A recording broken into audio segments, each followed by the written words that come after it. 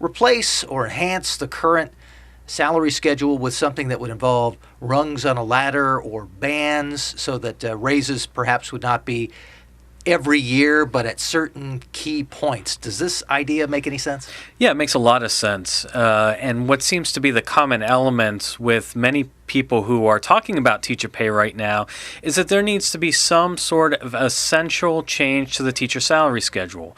The way that it's structured right now doesn't maximize productivity or performance, and so some of these proposals, such as the rungs or the bands, makes a lot of sense. Is something like this something that the General Assembly, working with stakeholders, could probably come up with a pretty good system to address?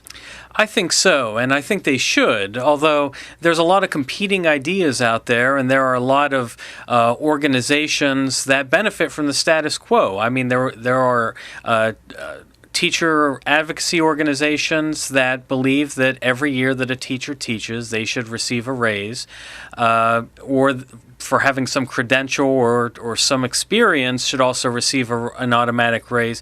This cuts against that grain and really looks at some fundamental reforms, and I think much needed reforms for our teacher salary schedule.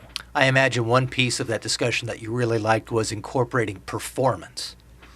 That's right, and we are already, as a state, headed in that direction.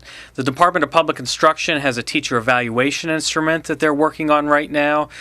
We have various tools that can measure teacher performance via student performance and student growth that we are really not using to its maximum benefit for teacher compensation. So I think that the groundwork has been laid for a performance-based system, and I think that there are just a few steps left to go until we roll it out in a meaningful way statewide.